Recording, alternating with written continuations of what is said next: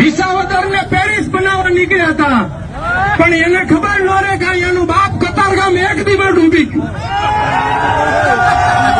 જ્યાં તમને મોત આપ્યા છે, જ્યાં તમે એટલી નીરથી જીતા છો, એ એક રાતના 3 કલાકના વરસાદમાં લોકોનું લાખો રૂપિયાનું, હજારો રૂપિયાનું નુકસાન થયું.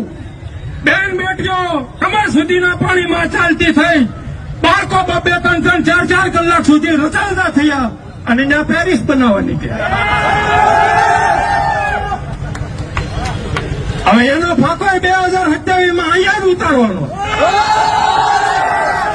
આ ચોક ઉપરથી ડભોલી 4 રસ્તા અને કતારગામથી જાહેરાત થાય છે કે જે ભાઈ જેટલી જંગી લીડે જીત્યા હતા એની ડિપોઝિટ જો કતારગામની જનતા જેમ વિસાવદરમાં ભાજપના સુપડા સાફ કર્યા એમ ન કરાવે તો માની નહીં.